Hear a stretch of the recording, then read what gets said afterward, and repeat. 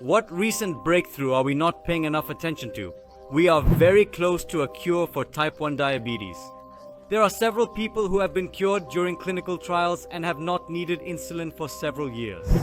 I'm unsure of their lifespan, but there are cameras that can capture an astonishing 10 trillion frames per second. This is enough to capture the speed of light. In Turkey, they found Göbekli Tepe, ruins built in the 11th millennium BC or even earlier.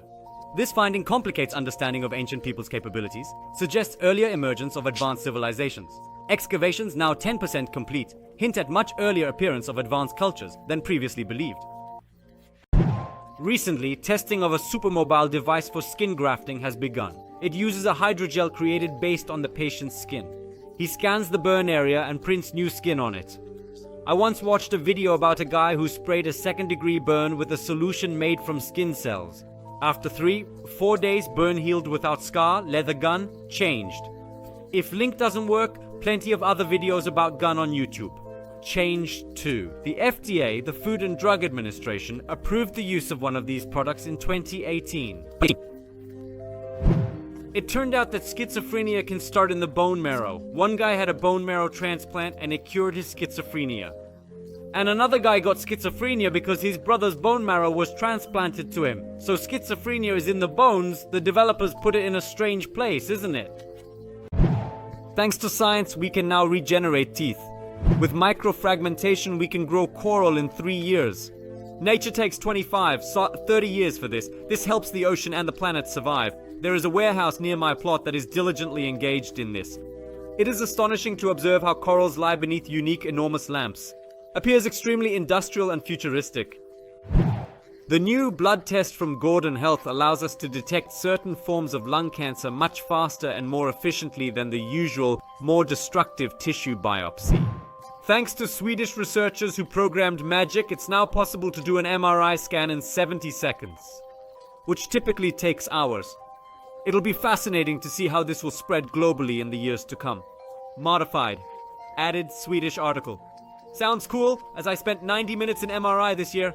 I have no issue with tight spaces, but it can get hot there. We have learned to extract carbon dioxide from the atmosphere, and recently we have found a way to turn it back into solid carbon flakes. Moreover, this works not only in special and expensive laboratory conditions. Apparently the process can be scaled. And yes, we still need to think about reducing CO2 emissions, but that changes the rules of the game a little when we talk about global warming. I think that with solar and wind energy, it'll be a big industry by the middle of the century, and clean carbon will become a plentiful material. Yes, carbon engineering already operates a plant that captures CO2 from the air and converts it into diesel fuel. Added. Here is a link to their website. The FDA has just approved ketamine as an antidepressant for treatment-resistant depression. He will appear as an esketamine nasal spray. For the first time in years of struggling with resistant depression, we have a unique and promising approach to the problem. Statistics show that the remedy helps in 80% of cases. It doesn't cure her completely, but at least it makes life easier. Solid-state batteries will soon appear. The man who invented modern lithium-ion batteries recently had a breakthrough in this field. And this is very cool, because more stable batteries should completely revolutionize the world of technology. Pregnancy can be induced using a woman's bone marrow instead of male sperm. A bacterium that decomposes plastic rapidly was discovered. It's an intriguing read.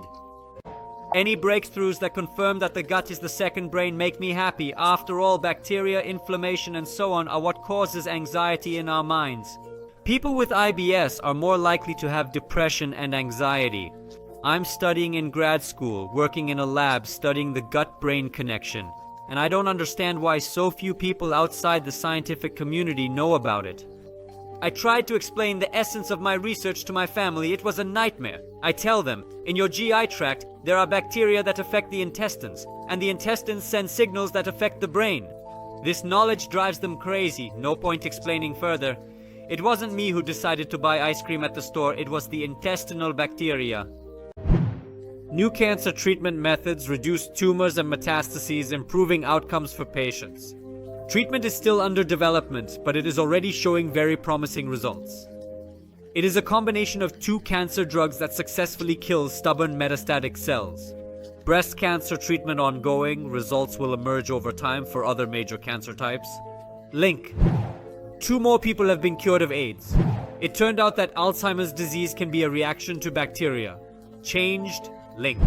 From Skrillex's music, mosquitoes stop having sex. Joking aside, it turns out that noise pollution can be one of the causes of the catastrophic decline in insect populations. Almost all of the food and water we consume contains microplastics. Cool. And what does that mean? Apparently, now we will decompose longer. Thank you very much for watching.